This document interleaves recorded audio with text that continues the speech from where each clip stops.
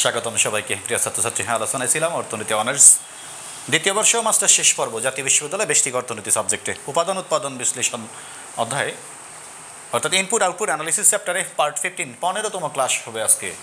আমরা কি উপকরণ উৎপাদন বিশ্লেষণ সম্পর্কিত গাণিতিক সমস্যা ও সমাধান নিয়ে আলোচনা করেছিলাম গত ক্লাসে।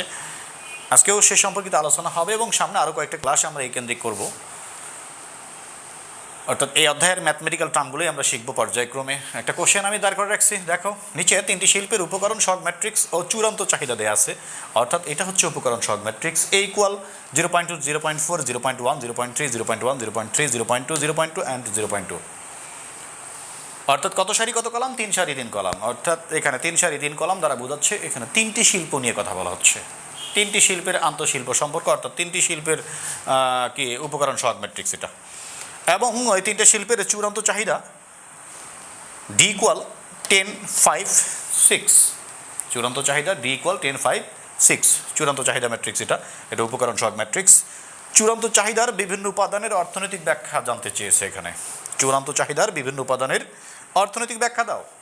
শুনি ভালো করে, এখানে উপকরণ সহগ ম্যাট্রিক্স নিয়ে কোনো আলোচনা করা হয়নি। যেমন আমি গত ক্লাসে আলোচনা করেছিলাম, কি কোশ্চেনটা এই টাইপেরই ছিল। কিসে ছিল এখানে ওই ক্লাসে? ওই কোশ্চেনে উপকরণ সহগ ম্যাট্রিক্সের বিভিন্ন উপাদানের অর্থনৈতিক ব্যাখ্যা, অর্থাৎ যতটুকুই কোশ্চেন বলবে তোমাকে সেটা নিয়ে আলোচনা করতে হবে। এখানে উপকরণ সহগ ম্যাট্রিক্স দেওয়া আছে, চূড়ান্ত চাহিদা ম্যাট্রিক্স দেওয়া আছে, কিন্তু শুধুমাত্র আলোচনায় চেয়েছে চূড়ান্ত চাহিদার বিভিন্ন উপাদানের অর্থনৈতিক ব্যাখ্যা দাও, তখন তুমি শুধুমাত্র এটা নিয়ে আলোচনা করবা। দেখো দেওয়া আছে অ্যান্সার। যখন একাধিক কোশ্চেন থাকবে, যদি দুইটা থাকতো উপকরণ সহগ ম্যাট্রিক্সের ব্যাখ্যা দাও, তারপরে এটা বলতে পারে চূড়ান্ত, খ নম্বরে বলবে চূড়ান্ত চাহিদা ব্যাখ্যা দাও, গ নম্বরে এসে বলবে কারিগরি ম্যাট্রিক্স নির্ণয় করো। যতগুলা কোশ্চেন যেভাবে আসবে তোমাকে সেভাবে দিতে, একাধিক কোশ্চেন আসলে একাধিক কোশ্চেন অ্যান্সার করতে হবে, একটা আসলে ওই একটারই ব্যাখ্যা দিতে হবে, যেটার অ্যান্সার চাবে সেটাই করতে হবে। দেয়া আছে চূড়ান্ত চাহিদা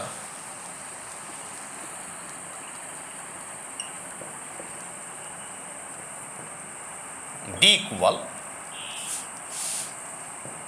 10, 5, 6। চূড়ান্ত চাহিদা ডি ইকুয়াল কি? 10, 5, 6। শুনি মনোযোগ সহকারে। এখানে তিনটা শিল্প, 3 সারি 3 কলাম দেখেছি আমরা, স্পষ্ট করে এখানে বলা আছে তিনটি শিল্পের সম্পর্ক এখানে দেখানো হয়েছে। তো একটা শিল্প মনে করো প্রথম শিল্প, দ্বিতীয় শিল্প, তৃতীয় শিল্প। প্রথম, দ্বিতীয় ও তৃতীয় শিল্প। প্রথম শিল্প মনে করো, প্রথম শিল্প 50টা দ্রব্য উৎপাদন করেছে। কতটি দ্রব্য? 50টি দ্রব্য উৎপাদন করেছে। ভালো করে শুনি, মনোযোগ সহকারে বুঝবো, ইজি লাগবে। 50টা দ্রব্য উৎপাদন করেছে প্রথম শিল্প। সে উৎপাদন, প্রত্যেকটা শিল্পই তাই, দ্বিতীয় শিল্পে যতটা উৎপাদন করছে সেখান থেকে কিছু কিছু আলোচনা আসবে। দেখো আগের একটা আলোচনা করি। প্রথম শিল্প 50টা দ্রব্য উৎপাদন করে সে নিজের কাছেই এখানে 50টা থেকে 10টা রেখে দিয়েছে। তার পরবর্তী উৎপাদনের কাজে উপকরণ হিসেবে এই 10টা উপাদান ব্যবহার করবে, এই 10টা দ্রব্য ব্যবহার করবে। প্রথম শিল্প 50টা দ্রব্য উৎপাদন করে 50টা দ্রব্যই যে ভোক্তারা ব্যবহার করবে বা ভোগ করবে সেটা নয়।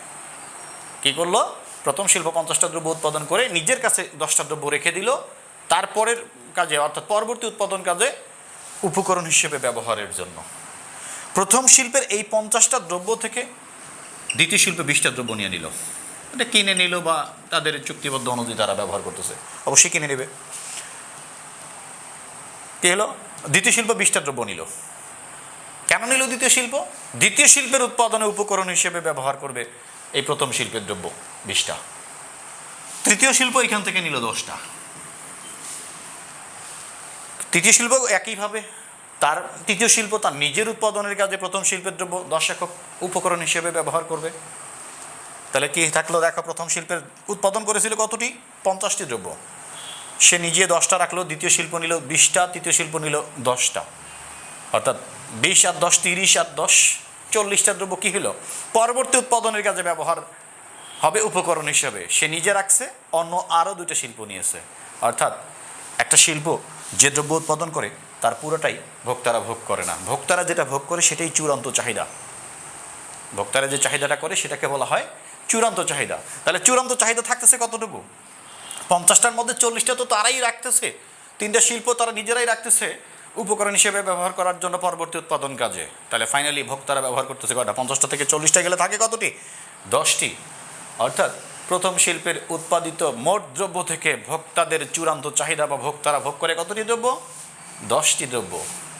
সেই 10 এখানে বলা নাই যে প্রথম শিল্প কতটি দ্রব্য উৎপাদন করেছে, আমি জাস্ট জিনিসটা বোঝানোর জন্য একটা কাল্পনিক ইমাজিন একটা সংখ্যা নিয়ে আমি তোমাদেরকে বুঝাইলাম। এখন দ্বিতীয় শিল্পের ক্ষেত্রে সেম, যে দ্বিতীয় শিল্প যতটাই মোট উৎপাদন করুক না কেন, দ্বিতীয় শিল্প মনে করো 30টা দ্রব্য উৎপাদন করছে, এখান থেকে দ্বিতীয় শিল্প তার নিজের উৎপাদনের পরবর্তী উৎপাদন কাজে উপকরণ হিসেবে ব্যবহারের জন্য রেখে দিয়েছে, মনে করো 10টা রেখে দিল। প্রথম শিল্প উপকরণ হিসেবে ব্যবহার করবে দ্বিতীয় শিল্পের দ্রব্য, মনে করো 5টা নিল। তৃতীয় শিল্প তার উৎপাদন কাজে দ্বিতীয় শিল্পের দ্রব্য উপকরণ হিসেবে ব্যবহার করবে, সে 10টা নিল। তাহলে কটা চলে গেল? 10 10 20 আর 5 25। আর তো উৎপাদন করছিল মনে করো দ্বিতীয় শিল্প 30টা, তাহলে 25টা গেলে থাকে কতটি? 5টি। ওই 5টা কে চাহিদা করবে? ভোক্তারা চাহিদা করবে। এটাকে বলা হয় চূড়ান্ত চাহিদা। দেখো মনে করো দ্বিতীয় শিল্প উৎপাদন করেছিল 30টি, প্রথম শিল্প নিল 5টা বা 10টা উপকরণ হিসেবে ব্যবহারের জন্য, দ্বিতীয় শিল্প নিল 5টা এবং রেখে দিল নিজের কাছে 5টা, আর দ্বিতীয় শিল্প নিল মনে করো 10টা উপকরণ হিসেবে ব্যবহারের জন্য। তাহলে মোট উৎপাদন 30টা থেকে 25টাই তারা নিজেদের মধ্যে রেখে দিচ্ছে, নিজেরাই শিল্পরাই পরবর্তী উৎপাদন কাজে উপকরণ হিসেবে ব্যবহারের জন্য। তাহলে বাকি যতটুকু থাকবে, কতটুকু থাকতেছে? 30টা থেকে 25টা যদি তারাই নিজেরাই রেখে দেয়, তাহলে থাকে কতটুকু? 5টা। এই 5টা ভোক্তারা চূড়ান্ত চাহিদা হিসেবে ভোগ করে। সেমভাবে এটা বুঝে নাও, তৃতীয় সারিতে যেটা থাকবে এটা তৃতীয় শিল্পের, প্রথম সারিতে প্রথম শিল্পের চূড়ান্ত চাহিদা, এটা কি দ্বিতীয় শিল্পের চূড়ান্ত চাহিদা, আর এটা হচ্ছে তৃতীয় শিল্পের চূড়ান্ত চাহিদা। অর্থাৎ তৃতীয় শিল্প মোট উৎপাদন যতটাই করুক না কেন, চূড়ান্ত চাহিদার পরিমাণ হচ্ছে 6 একক, যা ভোক্তারা চূড়ান্ত চাহিদা হিসেবে ব্যবহার করে।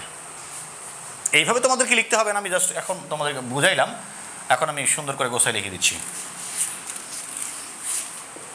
চূড়ান্ত চাহিদার বিভিন্ন উপাদানের অর্থনৈতিক ব্যাখ্যা।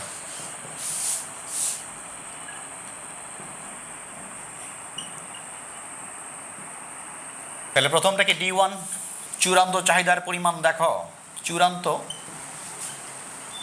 চাহিদার পরিমাণ D1 ইকুয়াল, অর্থাৎ D1 D2 D3, D1 equal 10। এর অর্থনৈতিক ব্যাখ্যা হলো, এর অর্থনৈতিক ব্যাখ্যা হলো, এটার অর্থনৈতিক ব্যাখ্যা হচ্ছে প্রথম শিল্পের উৎপাদিত দ্রব্যের মধ্যে চূড়ান্ত চাহিদার পরিমাণ হচ্ছে 10 একক, যা ভোক্তারা ব্যবহার করে। এটাই লেখো, প্রথম শিল্পের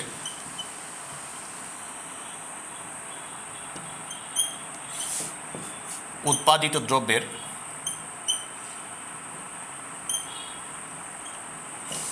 চূড়ান্ত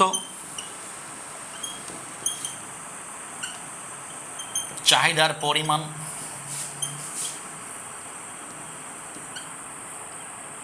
হচ্ছে 10 একক, যা ভোক্তারা ব্যবহার করে।